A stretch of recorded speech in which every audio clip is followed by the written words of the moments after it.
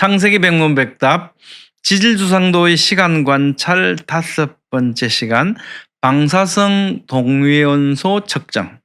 여러분의 구독, 좋아요, 알림, 댓글은 이 사역에 큰 힘이 됩니다. 안녕하세요. 김홍석입니다. 오늘은 방사성 동위원소 측정법에 따라서 측정한 실제 사례들에 대해서 살펴보겠습니다. 본문 말씀은 창세기 7장 11절 12절 말씀입니다. 노아가 600세 되던 해 둘째 달 곧 그달 열일의 날이라. 그날에 큰 기쁨의 샘들이 터지며 하늘의 창문들이 열려 40주야를 비가 땅에 쏟아졌더라.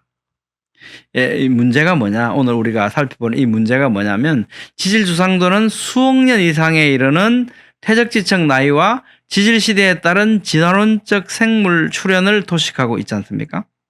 그렇지만 성경에 따르면 전 지구적으로 존재하는 대부분의 퇴적지층은요, 노아홍수 때 형성되었다는 겁니다. 그래서 그 나이는 주전 2518년경, 그러니까 지금으로부터 한 4500년 전이다. 그 나이는 그거밖에 안 된다라는 거죠. 그래서 우리는 이 시간의 문제에 대해서 지질주상도가 맞다면 성경은 곤란해지는 거죠. 그래서 우리는 이걸 살펴보려고 하는 겁니다.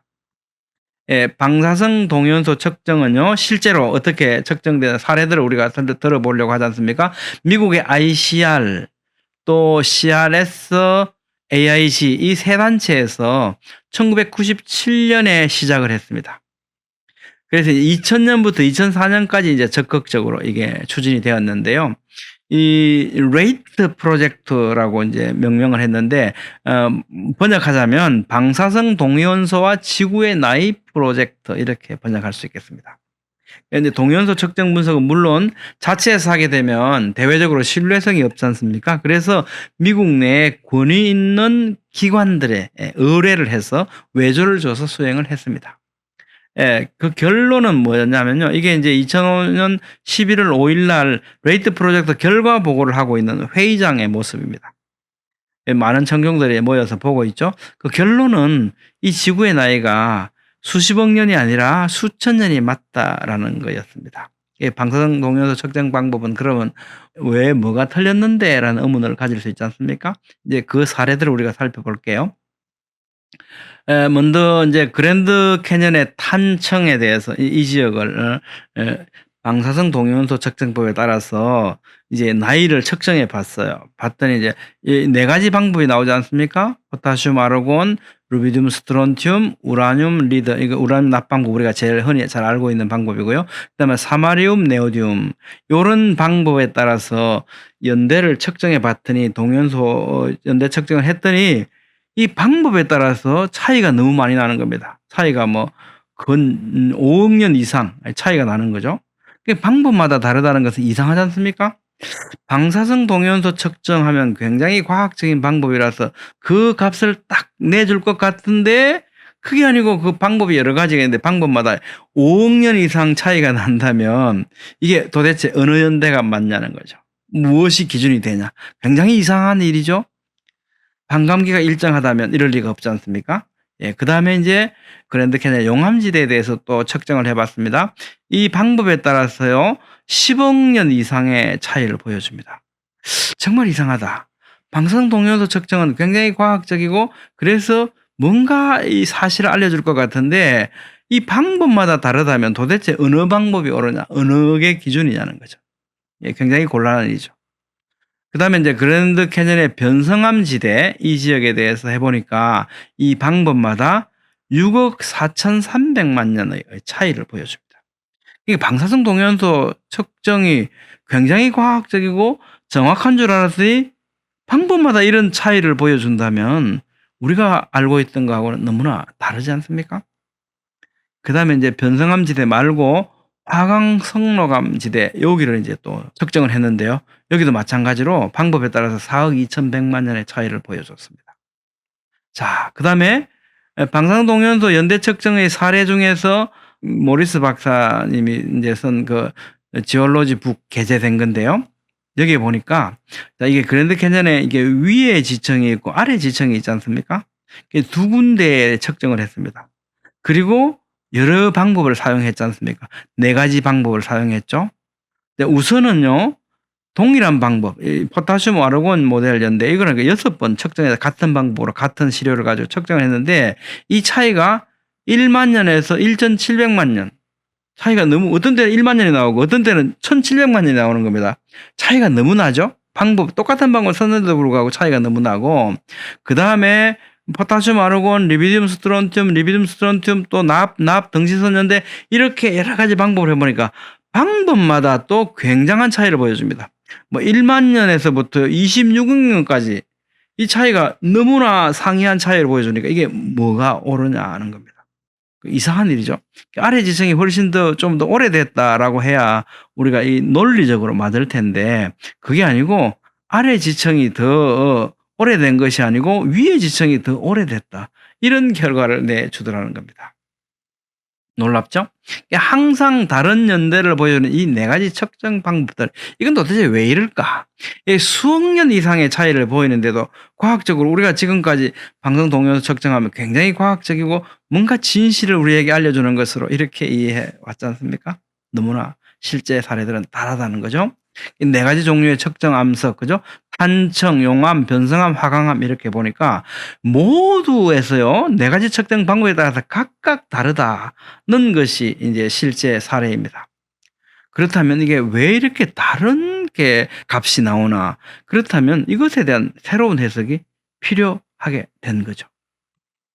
방사성 동위원소 측정 방법마다 상이하게 산출되는 이 나이들은요, 이 지층들이 무언가 엄청난 격변을 겪었다라는 것입니다. 결론은 그겁니다. 그럼 그 격변이 뭐냐를 우리가 또 찾아봐야 되겠죠. 이제 실험을 해봤습니다. 방사성 동위원소 붕괴가 어떤 조건을 해주니까 엄청나게 붕괴 속도가 달라지다는 거죠. 그리고 우리가 방사성 동위원소 측정 방법과 연대를 측정한다는 것은 반감기가 일정하다라고 하는 것이 가장 우선되는 전제잖아요. 가정이지 않습니까? 근데 그게 전혀 그렇지 않더라는 겁니다. 그렇기 때문에 방법마다 달라지더라는 거죠. AIG에서 그죠? 이 논문이 발표된 게 2001년도거든요. 여기 보면 방사성 동위원소의 분열 속도가요 10억 배나 가속되더라는 겁니다. 그러니까 뭐 10배, 100배도 아니고 이게 10억 배 달라진다는 거죠. 조건에 따라서 이게 증명된 거거든요. 우리가 알고 있듯이 이제 원자, 핵, 중성자를 중심으로 자유전자가 이렇게 돌고 있는 게 이 원자 핵의 구조잖아요. 원자 구조인데 이 전자들 밖에서 돌고 있는 그 자유전자라 그러지 않습니까? 이 전자들을 잃어버리는 원자 핵에서는요. 음전자의 붕괴가 바뀔 수 있다는 겁니다. 전자가 없는 무전자 핵을 탈출하는 입장, 핵 분열이 일어나는데 자유전자가 이제 밖에서 이제 이게 망을 형성하고 있어 잘 안 일어나는데 이게 없어지니까 엄청나게 빨리 핵 분열이 일어날 수 있다라는 거죠. 이런 한계를 금방 극복할 수 있다는 거죠. 자유전자가 없으면. 자, 레늄, 오스뮴. 이 계에서는요, 저장링에 완전히 이온화된 레늄을 순환시켰을 때 반감기가 33년으로 줄어들다는 겁니다. 그러면 보통 종래에 우리가 알고 있던 반감기는 몇 년이냐? 420억 년입니다. 저장링 완전히 이온화된 상태로 만들어 버렸더니 반감기가 33년으로 줄어드는 거죠. 무려 10억 배의 붕괴율 증가가 일어난다는 겁니다.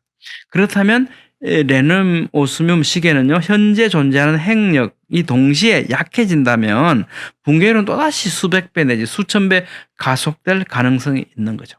디스프로시움 홀뮴계에서는요, 완전히 이온화된 상태의 전자가 없는 핵 조건 하에서 붕괴가 되면 반감기는 47일밖에 안 되더라는 겁니다. 루테티움 하프늄계에서 2억도 이하의 온도에서 반감기는 41억 년인데 2억도가 넘어갔을 때 2, 3억도에서 반감기는요 100억 분의 1로 떨어지더라는 겁니다. 그러니까 우리가 방사성 동위원소 측정법이라고 하는 것이 어떤 가정은 가장 기본이 반감기가 일정하다는 거였는데 이게 조건에 따라서 뭐 엄청나게 막 100억 배 막 이렇게 달라질 수 있다라고 하는 것은 이상한 일이죠. 우리가 그 시계로서 인정할 수 없는 건데 격변이 있었다면 이것은 방법마다 다르다는 것을 우리는 캐치하게 됩니다. 살펴본 결론은 방사성 물질들의 붕괴 속도가 항상 일정한 것이 아니라 조건에 따라 붕괴율은 극심하게 달라진다는 사실이 입증된 거지 않습니까? 실험을 통해서요. 그렇다면 방사성 동위원소 연대 측정들이 방법에 따라 다르게 나타나는 현상은 붕괴 속도가 달라지는 격변적인 환경을 겪었다는 증거잖아요. 우리 아까 그랜드 캐년에 뭐 이렇게 탄청, 화성암 다 각각 또 여러 방법들을 써보니까 방법마다 다 다르게 나오니까 그렇다면 이것은 굉장한 어떤 격변적인 어떤 환경에 놓였던 것 같아. 그렇기 때문에 방법마다 각각 붕괴율이 달라져서 다른 결과를 나타낸다는 걸 우리는 캐치할 수 있게 되는 거죠. 이거 그러면 그렇게 붕괴율을 변화시킬 만한 격변적인 상황은 도대체 언제 있었겠는가? 우리 인류사에서 알 수 있는 것은 노아홍수 사건이라는 거죠. 이 노아홍수의 대격변 상황이 이런 변화를 초래했을 것이라고 추정할 수 있고요. 또 역으로 보면요. 이 달라진 붕괴율 그리고 달라진 방사동위원소 측정법이 방법마다 다른 나이를 우리에게 제시해 준다는 것은 실제로 노아홍수가 있었다. 전지구적인 이런 대격변이 있었다는 것을 방증해 주는 하나의 증거로 작동할 수도 있겠죠.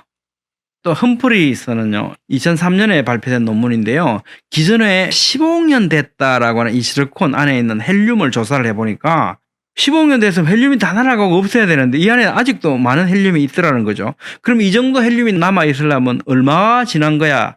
6,000년밖에 안 지났다는 겁니다. 이런 결론들도 있습니다. 자, 따라서 방사성 동위원소 측정법으로 지청 화석의 나이를 측정하는 것은요. 실제 나이와는 전혀 무관하다는 우리 알 수 있겠죠. 지구 나이 45.5억 년이라는 과학적 나이는요. 수많은 가정을 전제한 것. 그중에서 가장 중요한 건 뭐겠습니까? 반감기가 일정했다는 건데 반감기가 전혀 일정하지 않았다는 사실을 우리에게 보여줍니다. 자, 우리 지구의 나이가에 대해서 과학적인 방법은 우리는 어떻게 그러면 지구 나이를 이때까지 우리 인류사가 측정해 왔냐 보면요. 이게 그전 한겨레 신문에 한번 났던 적이 있는데요. 18세기에 르클레르가 지구 나이가 20만 년 되었다 그러니까 이 당시만 해도 지구 나이가 한 6천 년 됐다라고 알고 있던 그 기독교 세계관에 있던 서양 사람들에게 있어서 20만 년 살이라는 건 너무나 지구가 넓어 보였다고 사람들은 깜짝 놀랐다라고 합니다. 근데 그 이후에 이제 지질학자 존리가 아니다. 9천만 년 됐다. 그 후에 켈빈이 이제 또 1억 년에서 2천만 년 정도 되는 것 같아. 그 다음에 또 1905년에 미국의 볼트 우드는 방사성을 이용해서요 22억 년 됐다라고 얘기했고 그 이후에 또 지질학자 홈스는 30억 년 됐다 그랬고 그 이후에 클레어 시 패터슨이 45.5억 년 됐다라고 발표를 하거든. 그게 1953년입니다. 이게 지금도 우리 과학 교과서에 45.5억 년으로 기록되어 있는 겁니다. 우리가 좀 더 우리가 시각을 넓혀서 인류사의 과학의 역사를 바라보면 과학이 측정한 지구의 나이는 어떻게 해요? 계속 끊임없이 틀려왔다는 겁니다. 과학은 계속 틀려왔다. 이 얘기를 우리에게 해주고 있습니다.